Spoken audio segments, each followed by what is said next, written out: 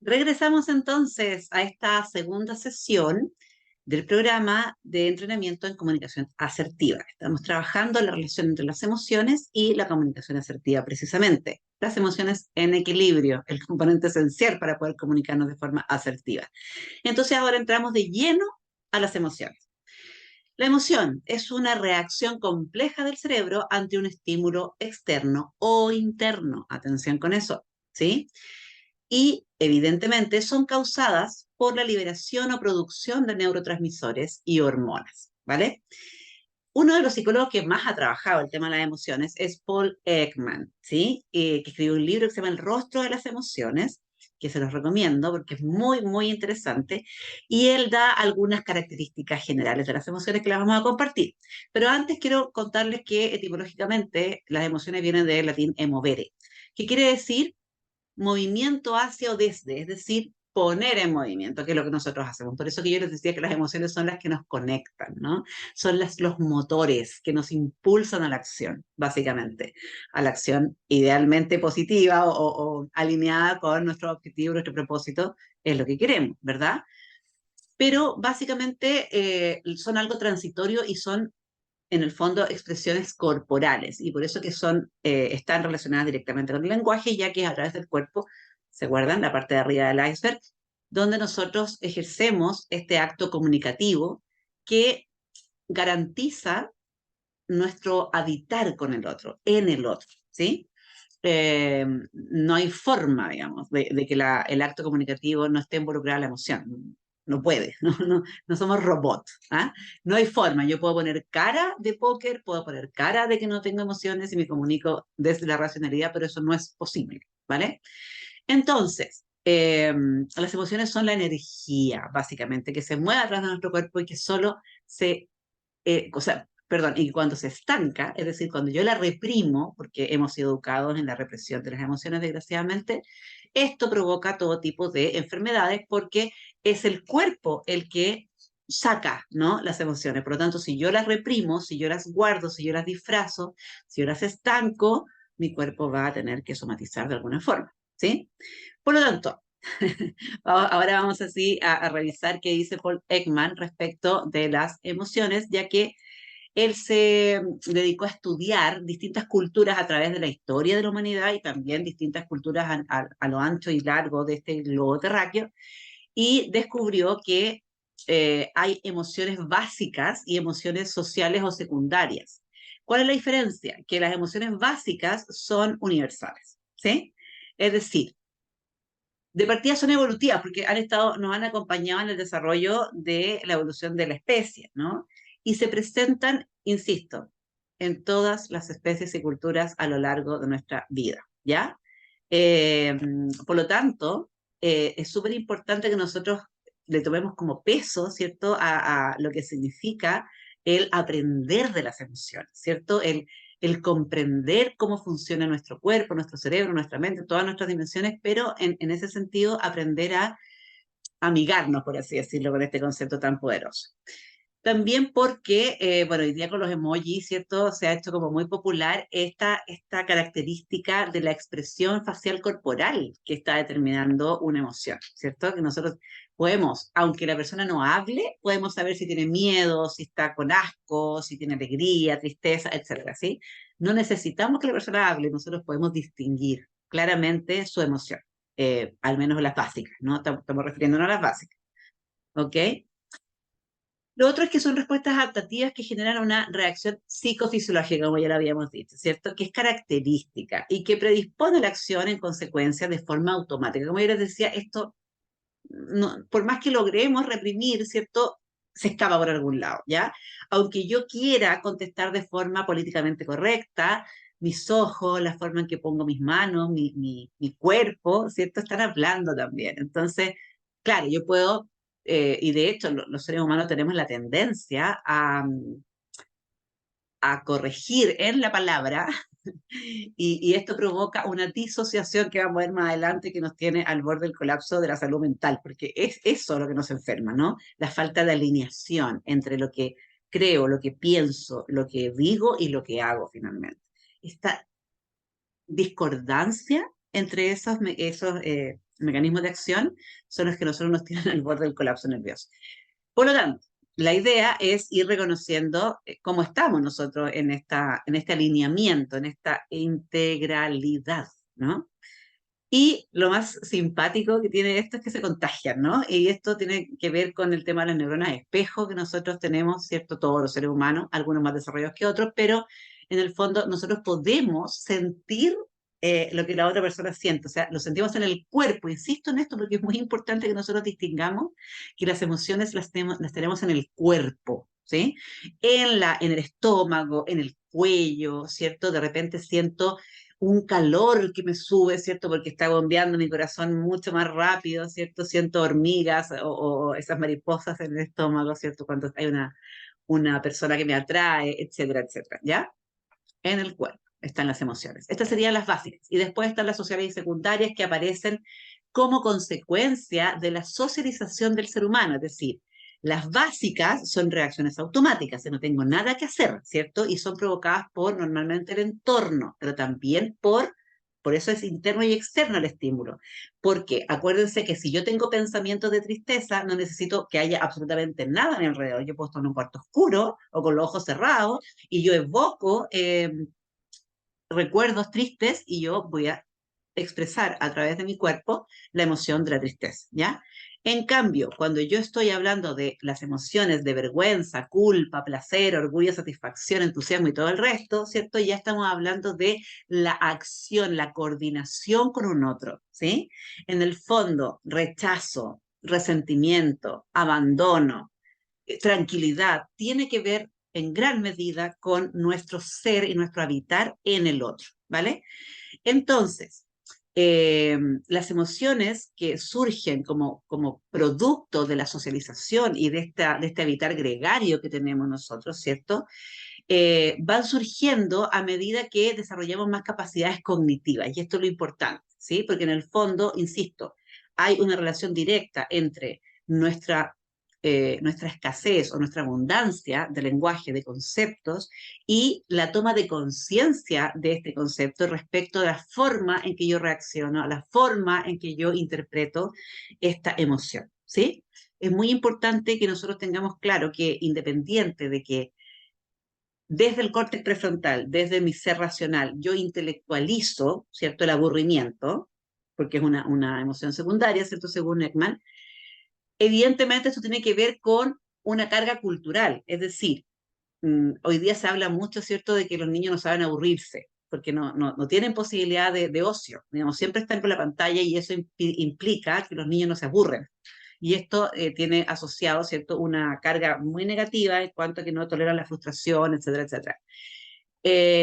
Pero eso es cultural, ¿sí? O sea, volvemos al punto que no es automático, sino que es cultural. O sea, ya hay un componente en donde hay condicionamientos psicológicos, hay condicionamientos de seguramente la forma en que se crió la persona, ¿cierto? Y nuestros niños y niñas hoy día que están sumamente digitalizados, ¿vale? Entonces, lo importante de esto es que ya estamos hablando del habitar en el otro, es decir, ya estamos hablando de que si yo no distingo, ¿sí?, si lo que estoy sintiendo, si estoy en la confusión, una conmoción, si hay preocupación, agobio, o sea, si yo no puedo distinguir entre esos conceptos, evidentemente no tengo cómo, primero, entenderme a mí, comprender cuál es su origen, comprender eh, por qué está esa emoción ahí, qué me está diciendo, de qué me está hablando. Menos aún voy a poder relacionarme con un otro, porque nos relacionamos desde las emociones, recordemos.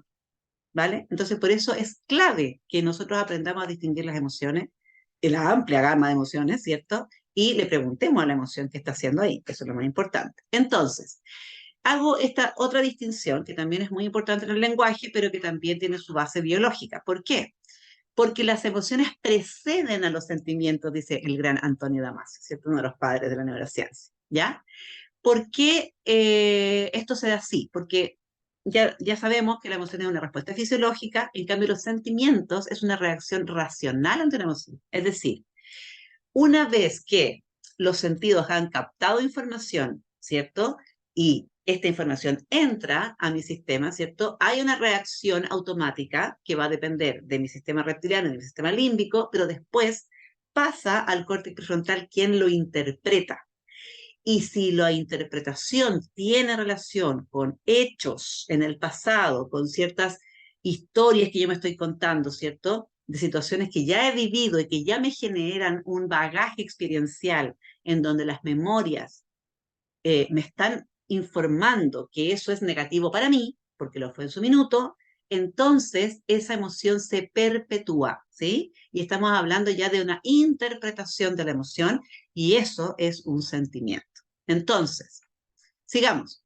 La emoción es observable fácilmente, pues ya la dijimos, ¿no? Nosotros vemos a una persona que tiene asco, que tiene rabia, que tiene alegría, la vemos, no necesita hablar. En cambio, los sentimientos son más difíciles, ¿sí? Cuando yo estoy con una persona, ¿cierto? Que le pregunto, ¿cómo estás? Y la persona me dice, sí, listo, ya me encendió la luz, ¿cierto? Entonces va, ¿pero por qué? ¿Qué te pasa, no? Y ahí la persona tiene que expresarse verbalmente, de lo contrario no vamos a poder distinguir qué es lo que le pasa. Ahí hay evidentemente una situación de sentimiento, porque va a haber razón, y si hay razón, no es emoción. Recordémonos, está claro. La emoción es biológica y es una reacción en el cuerpo, ¿vale? Pero si yo ya tengo que entrar a explicar, ¿cierto? Lo que pasó es que, mira, esta persona me dijo tal cosa y yo le había dicho que me molestaba, ¿cierto? Y lo vuelve a hacer, entonces ya estoy aplicando juicio, ya estoy aplicando interpretación y ya sabemos, ¿no? El 6 y el 9, ¿se acuerdan? El 6 y el 9 que ya vimos la sesión pasada, vivimos en mundos interpretativos, por lo tanto, si yo estoy sintiéndome mal por lo que me dijo esta persona, la persona que me dijo eso no tiene nada que ver en este asunto. El tema lo tengo yo, por la proyección que estoy haciendo a partir de la interpretación que mi cerebro racional está haciendo de lo que esa persona me dijo, producto de mis experiencias del pasado. Y ahí viene un trabajo conmigo, no con el otro. Primero conmigo, no digo no con el otro, porque evidentemente la idea es que si te están agrediendo, ¿cierto? Primero salgas arrancando de la relación porque no soportemos ningún tipo de violencia. Pero si es una vez, ¿cierto? Yo lógicamente tengo que ir a establecer una comunicación con esa persona para pedirle límites, ¿sí? Para poner y establecer mis límites sanos, ¿sí? Y, y, que reflejan nuestro amor propio, ¿vale?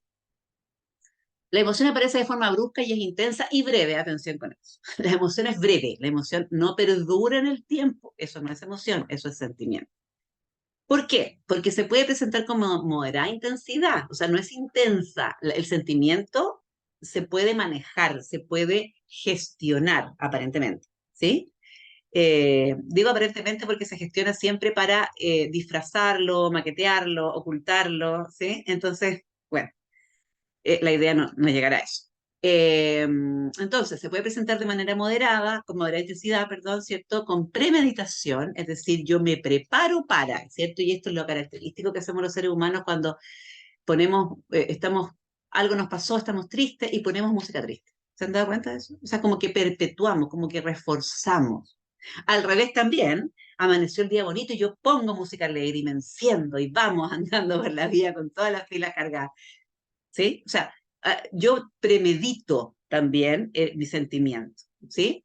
Y evidentemente que se puede prolongar por periodos extensos de tiempo, lo cual ya puede constituir una patología, evidentemente, ¿cierto? Entonces, un sentimiento es una mentalización consciente y racionada de la emoción.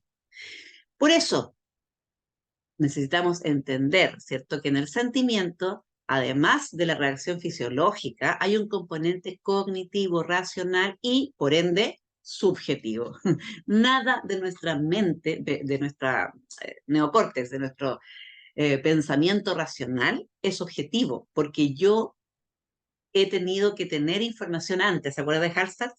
Es decir, lo nuevo para mí constituye una amenaza per se. Cuando yo lo incorporo, y ahí mi cerebro recién comienza a buscar patrones, porque eso es lo que hace, buscar patrones, básicamente. O sea, toma una información y la asocia con alguna experiencia pasada, por ese banco de memoria enorme que tiene nuestro cerebro, y trata de explicarse. ¿Se han dado cuenta que nosotros tratamos de explicarnos absolutamente todo? ¿Sí? Vemos una situación y dice, lo que pasa es que, y empezamos a buscarle explicación a todo, porque esa es la forma que tenemos de aprender. Nosotros creemos que explicando los fenómenos, las relaciones causa-efecto, conocemos, ¿sí? Pero está claro que ese hecho de conocer la estructura de las emociones no me hace necesariamente, ¿cierto?, bajarle el volumen a la intensidad de la rabia. No tiene que ver con un proceso cognitivo, ¿sí? Y lo vamos a ver. Por lo tanto, un sentimiento, ¿cierto?, se da cuando nosotros etiquetamos la emoción y emitimos juicio a partir de ella o sobre ella, ¿cierto? Muchas veces las personas que ya comienzan este camino de autoconocimiento, de autorrealización o individuación, como ustedes quieran llamarle, se ponen muy autoexigentes con el resultado del supuesto proceso de autoconocimiento, ¿cierto? Porque ellos piensan que en el fondo ya entendieron lo que es el ego, entendieron a mirar sus sombras, fueron a mirar su niño interior, ¿cierto? Hicieron ese trabajo, pero siguen teniendo reacciones automáticas, ¿cierto? Siguen arriba de la pelota del hámster en muchas situaciones. Entonces comienzan a autoflagelarse, comienzan a decirse, pero ¿cómo? Si yo ya sé lo que es esto, ya lo comprendí y sigo reaccionando igual. Vamos a lo mismo. No tiene que ver con el conocimiento intelectual, ¿vale? Pero hago esta distinción básicamente porque el problema que tiene esta permanencia de la emoción en el tiempo, que ya se transforma en sentimiento, es que yo le puse lenguaje, ¿sí? Le puse conceptos, le puse etiquetas, ahí hay palabras. Y si nosotros no tomamos conciencia del regalo que implica ir a mirar qué palabras son las que están conformando mi interpretación de aquella emoción, nunca voy a conocerme, nunca. Es decir, siempre me voy a quedar arriba de la rueda del hámster, ¿ya? Entonces, aquí tenemos este tema de la inteligencia de cambio, que es la inteligencia emocional versus la inteligencia cognitiva, ¿cierto? El coeficiente intelectual, que es la medición, ¿sí? Con la inteligencia emocional nosotros aprendemos a gestionar nuestras emociones, ¿sí? El saber ser, ¿ok? Con el coeficiente intelectual medimos las habilidades necesarias para realizar las tareas mentales, que es el ser, perdón, el saber, el saber, ¿ok?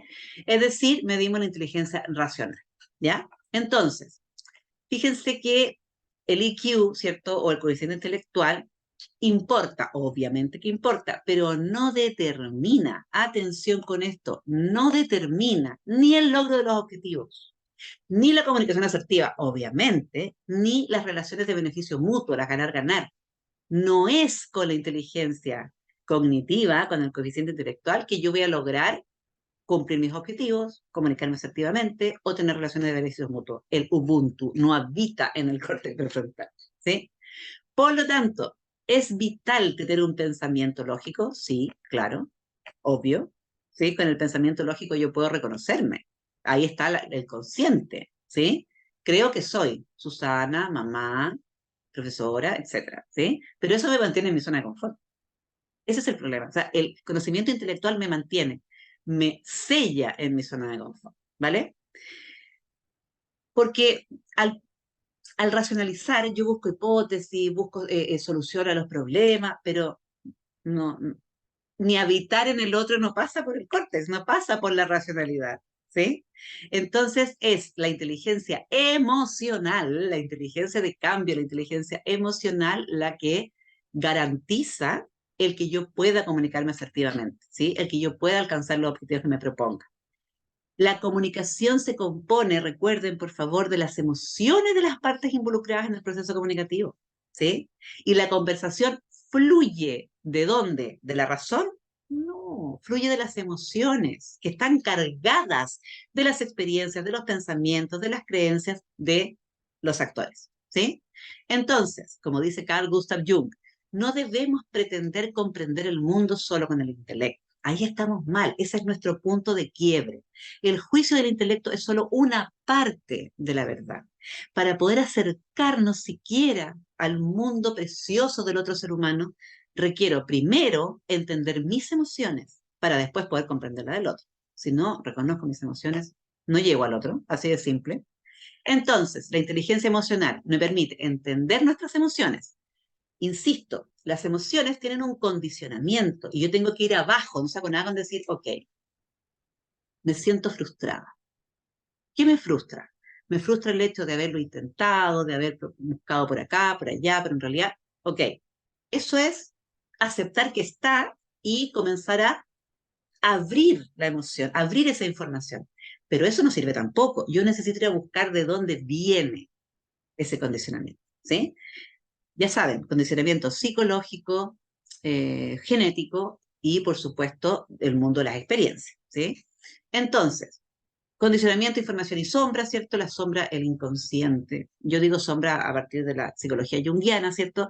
Hablamos de este mundo inconsciente que nosotros no conocemos y que se abre única y exclusivamente cuando yo precisamente observo mis emociones. O sea, yo no voy a llegar a través de la razón al inconsciente.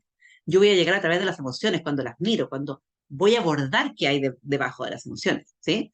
Obviamente eso me va a permitir gestionar la intensidad, si no, ni modo, ¿ya? Recordemos que nunca se niega ni se reprime, la emoción está ahí por algo, la emoción no es un efecto de una mala crianza, o sea, si yo no desbordo en rabia, no es porque no me educaron bien, desbordo en rabia porque tengo sombras, ¿sí? Que tengo que ir a mirar, que tengo que ir a escudriñar, con perspectiva científica, no se trata de abrir heridas, se trata de ir a mirar por qué están ahí, pero no, insisto, no por el afán de resentir, ¿sí? Y me equivoqué de pregunta, no es por qué, es para qué están ahí, ¿vale? Básicamente también me permite este acercamiento a la emoción postergar la recompensa inmediata, ¿sí? Esta idea de yo lo merezco, ¿no? O esta idea de no tienen derecho a hacerme esto, ¿cómo me hacen esto a mí? ¿Cierto? Es como más ego y puro ego, porque en la práctica, ¿cierto? Nosotros necesitamos para poder llegar a la autorrealización postergar la recompensa inmediata, es decir, mi cerebro lo único que quiere es placer y evitar el dolor, ambas, ¿sí? Yo necesito evitar el dolor, cerebro. Yo necesito evitar el dolor y sentir placer, porque esa es la manera de mantenerme motivado en esta vida, porque si no tengo placer y tengo solo dolor, más nada, ¿no? Hasta aquí llegué. Por lo tanto, la necesidad de recompensa inmediata tiene que ver con nuestra necesidad de supervivencia atávica, ¿sí? Pero si yo no soy capaz de retrasarla, es decir, ok, yo tengo ganas de comerme el chocolate, yo tengo ganas de tomarme esa copita de vino, yo tengo ganas de, qué sé yo, decirle lo que pienso, ¿sí? Pero en la práctica no puede ese deseo ganarle, ¿cierto?, a mis objetivos, a mi gobierno, ¿cierto?, a mi gestión interna, de entender qué es lo que me hace bien y qué es lo que no me hace bien, ¿vale? Y en ese sentido, esta idea, ¿cierto?, de pensar que yo tomo decisiones porque me lo merezco o porque no me lo merezco, da lo mismo, ¿cierto? Porque juzgo, porque interpreto, no me lleva a ningún lado, ¿vale? Reconocer las emociones, insisto, en mí me permite reconocer las emociones de los demás, ¿sí? Si yo no me conozco primero, yo no voy a poder generar ningún tipo de comunicación asertiva. La empatía emocional no tiene que ver con la empatía cognitiva, ¿vale? Yo puedo empatizar con lo que siente un otro desde el entendimiento, pero eso no me sirve. Yo necesito empatizar con otro desde la emoción y para conectarme con la emoción del otro necesito primero saber qué emoción tengo yo, ¿sí? Y obviamente a partir de la inteligencia emocional puedo gestionar relaciones. Si yo no tengo inteligencia emocional, no hay forma, ¿sí? Las emociones son el puente entre el consciente y el inconsciente. Eso es un elemento maravilloso. Cuando yo lo descubrí, se me abrió el cielo, porque en el fondo, claro, con una estructura racional como el que tenemos todos y todas, ¿cierto? La idea era como comprender. De hecho, yo leía Jung, cuando partí leyendo Carl Gustav Jung, me costó porque el hombre no escribe en fácil, ¿no?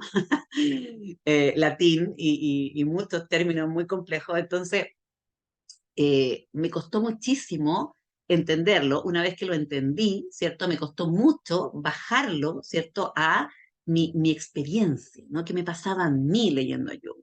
Y finalmente, cuando comencé a comprender el fenómeno del inconsciente y comencé a conectarme con él, ¿cierto? Se me abre una puerta que dice relación con el poder ir a bucear a las profundidades del inconsciente, ir a buscar dónde estaban aquellos hechos que marcaron a mi niña interior y que definitivamente son los que perpetúan el que yo repita patrones emocionales, de comportamiento, de pensamiento, una y otra vez en mi vida y que hacían que me mantuviera muy atascada, ¿sí? En el miedo, en la culpa, ¿cierto? Y en esta idea de separación. Por eso es muy importante que nosotros entendamos que sin emociones no hay comunicación asertiva, ¿vale? Ahora, esta inteligencia de cambio, que tiene que ver con la inteligencia emocional, ¿cierto? Es la única forma de hacerme 100% accountable. Y aquí hago una distinción entre accountability y responsibility, ¿sí? Hablando del lenguaje, ¿cierto? Porque como no hay traducción del español de la accountability, yo necesito entender que aquí estoy hablando de accountability, no de responsabilidad. Cuando yo digo 100% responsabilidad, ¿cierto? Yo estoy diciendo de hacerme cargo de las consecuencias de mis acciones en los demás y en mi entorno. Y ahí estoy hablando de comunicación asertiva. Miren la locura. Yo no puedo hablar de asertividad si no me hago cargo de las consecuencias de mi habitar en el mundo y en los otros. Es básico. En cambio, cuando yo estoy hablando de responsabilidad, de esa responsabilidad que pesa, de ese cumplir con las expectativas, ¿sí?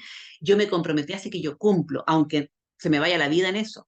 Porque esa es la idea que nosotros tenemos de responsabilidad, el cumplir, el dar con el ancho, ¿no? El, el comprometer, si me comprometí, cumplo, pero no importa la tendalá que deje en el resto de mis dimensiones. Es decir, ¿por qué yo cumplo? Porque quiero quedar bien, porque quiero que me asciendan, porque quiero quedar en gracia con esta persona para que me deba, ¿no? Porque ese es el concepto de dar y recibir que tenemos asociado a la responsabilidad, desgraciadamente, y esa es la comunicación disociada. ¿Por qué es una comunicación disociada? Porque no hay coherencia entre lo que creo, pienso, digo y hago. Es decir, tengo una intención de provocar un resultado, con lo cual instrumentalizo la relación y disocio mis partes del ser. Entonces, digo una cosa, pienso otra y hago otra. Y eso es enfermedad, cáncer, enfermedades autoinmunes, todo lo demás, ¿no?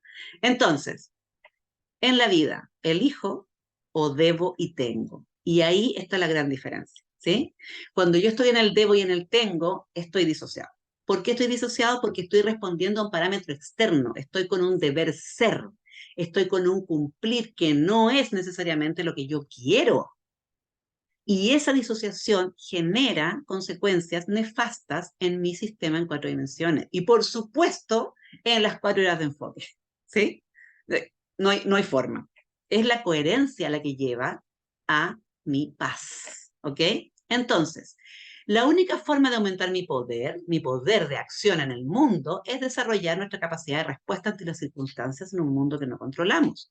Repito, desarrollar mi capacidad de respuesta no desde la responsibility, sino que desde la accountability, es decir, desde la asertividad, que ya vamos a hablar mucho más de ella, pero hoy día simplemente quiero presentar la conexión entre la asertividad, que es este alineamiento entre lo que creo, lo que pienso, lo que digo y lo que hago, que está directamente relacionada con la inteligencia emocional, que ya hemos desarrollado ampliamente en estos videos. ¿Ok? Por lo tanto, viene ahora, ¿cierto?, el responder proactivo. Una vez que yo comprendo mi mundo emocional, porque lo conozco, porque me he dado el tiempo, ¿sí? A todo esto, en mi programa de gestión de prioridades, yo explico, ¿cierto? Y llevamos a cabo, ¿cierto?, una serie de procesos a través de los cuales bajamos a la agenda esto, ¿no? O sea, cómo yo pongo día a día tiempo y energía para mi autoconocimiento, ¿sí? Cómo voy escribiendo, cómo voy generando pautas, ¿cierto? En donde yo hago un registro del estado emocional de mi habitar en distintas circunstancias, con distintas personas, porque tengo que mapearme, ¿ok? Pero claro, se escapa este programa, pero en el fondo lo que yo quiero plantear acá es que hay un locus de control interno que evidentemente dice relación con que yo me hago cargo de mí. O sea, yo no saco nada con tratar de ser asertivo, con tratar de ser coherente, con tratar de alinear mi creencia, pensamiento, acción y lenguaje, si yo no le dedico tiempo a conocerme, ¿sí? Normalmente las personas dicen, bueno, yo conozco a una persona cuando ya vivo con ella, cuando estoy un par de años viviendo con esa persona, ahí lo empiezo a conocer recién. Bueno, pero sí, yo no me dedico tiempo a mí, a conocerme a mí, a estar conmigo, sin internet, sin audio, sin otra persona, yo conmigo, en silencio. ¿Sí? El poder del silencio para poder entrar dentro de mi mundo interior es que no voy a lograr la asertividad, ¿sí? Ni menos la proactividad, ¿ok? Entonces eso lo dejamos ahí. Y la reactividad, que es este piloto automático, el hámster arriba de una rueda, ¿cierto? Que tiene que ver con los estados de ánimo, los sentimientos y las emociones que nos controlan. Y normalmente estamos hablando de respuestas egoicas. Ahí en el automático sale el ego está en control, 100%, ¿sí? Y eso tiene que ver con las circunstancias me controlan. Es decir, yo soy una hoja de otoño en el viento. Yo voy para donde me llevan las circunstancias. Una persona así es una persona que no se va a hacer cargo jamás de su proceso de autoconocimiento y por tanto no va a poder tener relaciones sanas, aportativas, constructivas y armoniosas. Es imposible, ¿vale? Entonces, la gestión emocional requiere, atención, de un lenguaje, una actitud y una conducta proactiva.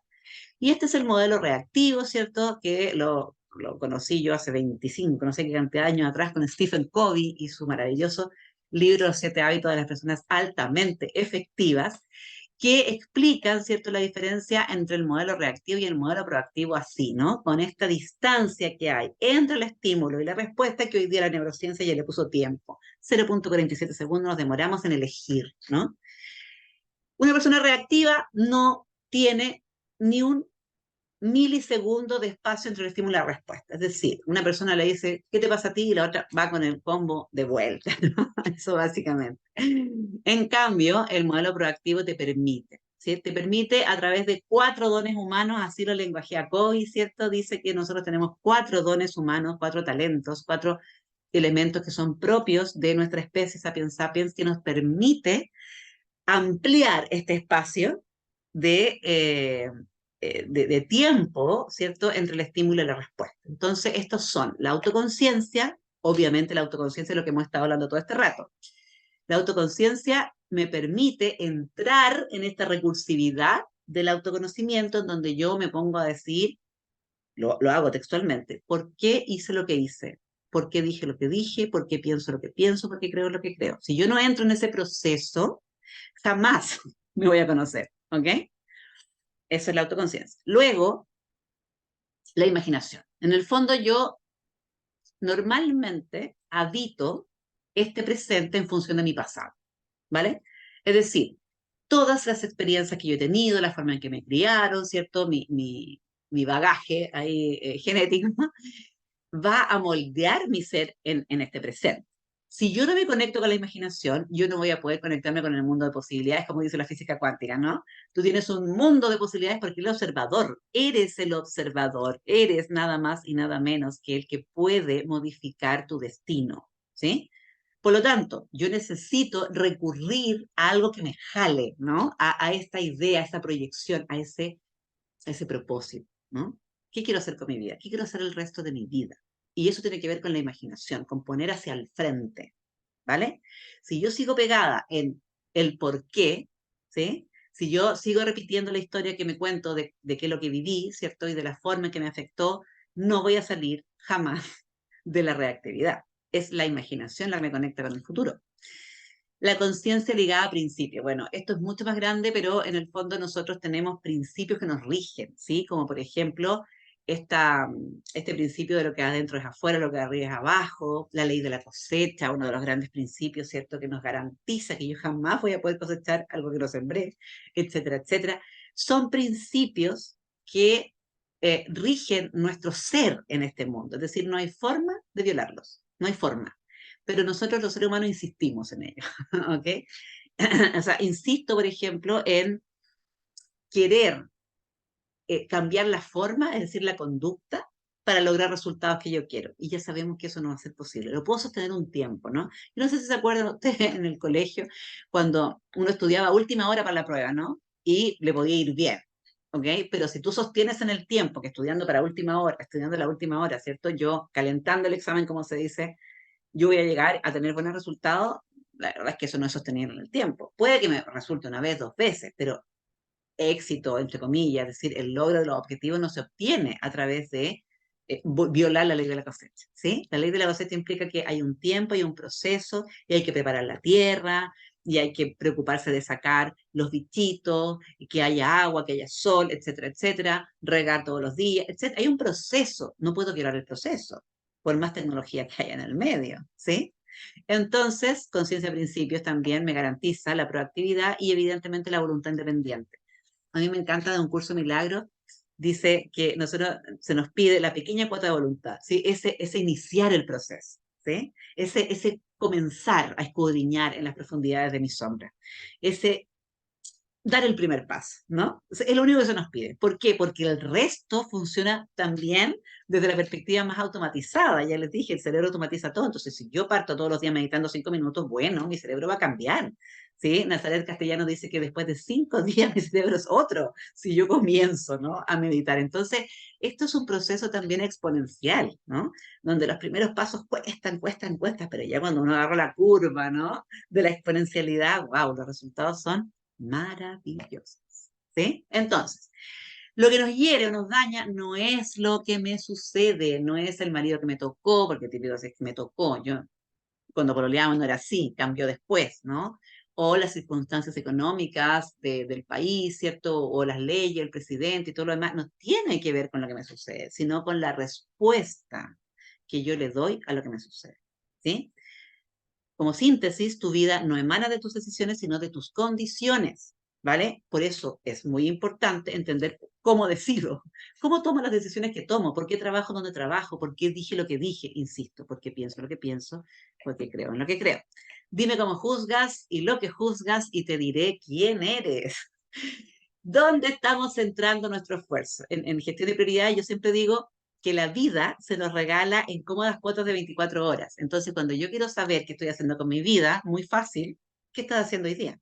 ¿Qué hiciste hoy día? Eso eres tú. Tú no eres lo que dices que vas a hacer, tú eres lo que haces, que es muy distinto. Mira lo que hiciste hoy día y eso eres tú. Así de simple. Por lo tanto, ¿dónde estás poniendo tu tiempo? ¿A qué estás dedicando las 16 horas de vigilia del día? Eso eres tú. Y esto es determinante. ¿Estás preocupándote de la vida de los demás? ¿Estás preocupándote de hacer que tus hijos hagan lo que tú quieras? ¿Estás preocupándote de lo que le dijo Laura a Pedro y lo que el jefe pensó y no pensó? ¿Estás preocupándote de lo que dijo el presidente o lo que dijeron los políticos? ¿Estás preocupándote de qué está pasando, no sé, en qué parte del globo terráqueo? ¿Cuánto tiempo le estás dedicando a tu autoconocimiento? ¿Cuánto tiempo le estás dedicando a entrar en las profundidades de tu inconsciente para poder entender de dónde viene tu forma de comportarte, tu forma de hablar, tu forma de pensar, tus creencias, etcétera? ¿A dónde estás poniendo las fichas? Eso garantiza que se expanda tu círculo de influencia o tu círculo de preocupación. ¿Sí? Una persona reactiva siempre va a estar preocupada. Preocupada por los hijos, preocupada por los padres, preocupada por la economía, preocupada por las amigas, preocupada por el vecino, preocupada por todo, porque va a estar con una mente divagante, llena de pensamientos respecto de qué, de cosas que no están en su control. Y una persona reactiva es una persona egoica, que no es una persona egoísta, no tiene nada que ver, ¿no? Una persona egoica es una persona que está solamente escuchando la voz del ego, ¿no? Y el ego es esa estructura de pensamiento condicionada, esclavizada por estos patrones, ciertos condicionantes de la forma en que me criaron, la forma en que yo he experimentado las experiencias, la historia que me cuento, ¿no? Y evidentemente esta herencia genética. Entonces, es clave que me preocupe la palabra preocupación, ¿cierto? La dejo y me ocupo. ¿En qué? En el autoconocimiento. Entro en mí, veo por qué pienso lo que pienso y luego puedo comenzar realmente a entenderme, ¿sí? Y ya cuando me empiezo a entender, me acostumbro al 0,47. Es decir, se puede caer un avión al lado mío y yo primero voy a procesar, ¿sí? Es muy cortito. Imagínense medio segundo. Eso es. No es más que eso. No se trata de transformarnos en Dalai Lama, ¿cierto? Y estar muy lentos todo el día. Ojalá logremos la lentitud. Hay un libro precioso, El elogio a la lentitud, ¿cierto? De Carl Honoré. También se los recomiendo, ¿ya? Es precioso porque habla de el gran peso, ¿no?, que tiene la rapidez del mundo, que yo siempre lo pongo por delante porque en gran parte nuestro analfabetismo emocional está fortaleciéndose cada día más por la rapidez en que estamos viviendo. Entonces, bueno, uno de los grandes, ¿no? Víctor Frankl, el hombre en búsqueda de sentido, nos enseñó que la última libertad humana precisamente es la capacidad de elegir la respuesta ante situaciones extremas. Y la asertividad es el eje vertical de este proceso de proactividad. Es decir, si yo no tomo conciencia que sí tengo la libertad para elegir, responder de la forma que yo decida libre y soberanamente ante las circunstancias que sea, es porque no me he leído el libro de Víctor Frankl, ¿no? Él nos cuenta su vivencia en los campos de concentración, cómo experimentaron con él y cómo finalmente él se proyectaba, ¿no? Imaginación. Mientras estaban poniéndole corriente, ¿cierto? En su cuerpo, él se proyectaba enseñando, ¿cierto? Todos estos descubrimientos sobre la última de la libertad humana en los salones a sus alumnos. Él se conectó con la imaginación para poder sobrevivir a esa situación tan extrema como los campos de concentración. Entonces, fíjense que yo siempre puedo subordinar mis impulsos, mis ánimos, mis condiciones extremas, ¿sí? Externas, perdón. Siempre puedo subordinar a los principios en el lenguaje, y ahí está la clave. ¿Cómo subordino mis impulsos, mis ánimos, mis condiciones externas en el lenguaje? El lenguaje es la clave para cambiar de la reactividad a la proactividad. O sea, es tanto, tan poderoso que necesito que repasemos qué historia te estás contando de tu vida. Víctor Frankl decía, si no está en tus manos cambiar la situación que te produce dolor, siempre podrás escoger la actitud con la que afrontes el sufrimiento. Y yo, humildemente, le pongo un subtítulo a eso, ¿no? ¿Qué historia te cuentas sobre lo que te pasa? ¿Cómo lenguajeas lo que estás viviendo? Revisa las palabras que estás usando para describir cómo te estás viviendo lo que estás viviendo. Es tan poderoso esto, ¿cierto? Que Víctor Frankl creó un sistema, la logoterapia, ¿cierto? Que es un tipo de psicoterapia que propone que la voluntad de sentido es la que te saca, ¿no? El sentido es lo primario, el propósito, ¿no? ¿Para dónde llevo mi vida? Si tú estás en el hámster arriba de la rueda, tú estás girando, ¿no? Girando, girando, girando, y no te paras a pensar, a ver, ¿qué estoy haciendo con mi vida? Vamos. ¿Por qué repito historias? ¿Por qué repito patrones? ¿Sí? Entonces, para deconstruir mi ser reactivo o egoico, evidentemente este programa no me da para hablar del ego. Lo voy a ir tomando como parte de las sesiones que vienen, ¿cierto? Porque el ego es un temazo. Pero el ser reactivo y el ser egoico, ¿no? Que escucha solamente la voz de esta estructura mental condicionada, el ego. Entonces, para deconstruir nuestro ser egoico y reactivo, obviamente tengo que ir a revisar el peso de la historia. Más nada. Es decir, ¿qué pasó? 0 a 8 años, 7 años, 8 años, ¿qué pasó allí? Que condicionó el ser que soy hoy día. Tengo que ir a revisar el peso de la historia. Ahí están los paradigmas. Tengo que ver cómo cambio el relato, ¿no? Tengo que ver cómo cambio, ¿cierto? Esta historia que me estoy contando, porque la historia que yo me cuento no es lo que pasó, ¿cierto?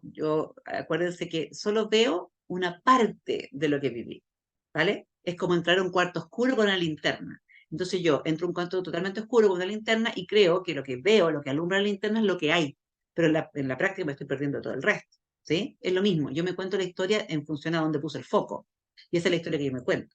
Si ustedes le preguntaran a mi ex marido, ¿cierto?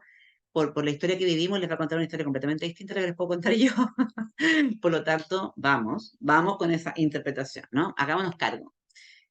Y el 50% es el lenguaje, ¿sí? ¿Cómo lenguajeas? Como dice Maturana, ¿no? Esta es una palabra que la RAE no acepta aún, obvio, porque la impuso, ¿cierto? ¿Cómo lenguajeas tus miedos y tus posibilidades? Atención, tus miedos y tus posibilidades.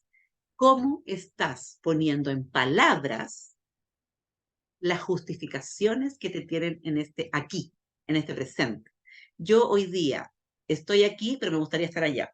¿Cuál es la explicación que te das? ¿Sí? Ahí está, la clave. El poder del lenguaje radica en hacer consciente los juicios sobre tu capacidad y la de otros para generar acción. Repito, en el lenguaje está el poder para tomar conciencia sobre los juicios que estoy haciendo, primero sobre mi capacidad, es decir, qué es lo que digo que puedo y qué es lo que digo que no puedo. Eso es esencial. ¿Cuáles son tus no puedo ideas? ¿Sí? Y a partir de mis no puedo, también los juicios que hago del otro, ¿vale? Porque entre mis no puedo y las etiquetas que yo le voy poniendo al mundo está la generación de acción, mi capacidad de generar acción. Si yo no logro lo que quiero es porque algo está pasando con mis juicios y mis interpretaciones, ¿vale? Aquí dejo solamente esta idea del lenguaje reactivo y proactivo, ¿cierto? Que lo vamos a revisar en la bitácora, así que lo dejo planteado, ¿cierto? Porque esto es claro, o sea, cuando yo digo yo soy así, QEDP, hasta ahí llegaste. te moriste y no te has dado cuenta, ¿vale? Cuando yo digo, esto no sirvo para esto, no depende de mí, no, es que no me lo van a permitir, es que no me escuchan, ¿no? Es que me desespera, tú sacas lo peor de mí. O sea, estamos hablando de que el poder está afuera. Y esto lo sabemos en términos teóricos. Yo les planteo otra cosa. Esto es un entrenamiento. Yo les planteo, revisemos lo que estamos diciendo, ¿no? ¿Sí? Revisemos nuestras justificaciones y vamos a cambiarlo por el lenguaje proactivo, ¿no? Ok, lo vimos, ¿cierto? La sesión pasada. No tengo lenguaje, el lenguaje me tiene. Con él creo mi realidad y ahí está el problema. Mario Alonso Puig, uno de mis grandes maestros, ¿cierto? Dice que el lenguaje no solo describe la realidad, como ya lo tenemos sumamente claro, que lo han dicho otros grandes personajes de nuestro país, sino que además es capaz de crearla. Pero a mí lo que me gusta es esto.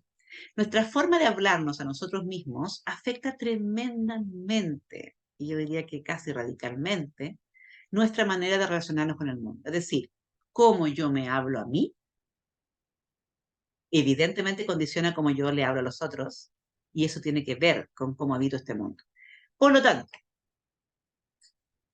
en palabras de Wittgenstein, los límites de mi lenguaje son los límites de mi mente, los límites de mis posibilidades, ¿sí? Los límites del mapa.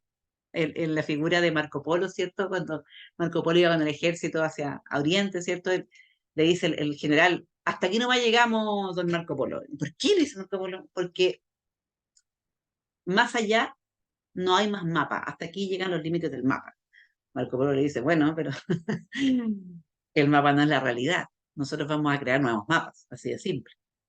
Y la invitación para la comunicación asertiva es a cambiar de mapa, a expandir los límites de nuestros mapas actuales y ir a conocer no lo que está afuera, lo que está dentro, que es la clave para la comunicación asertiva.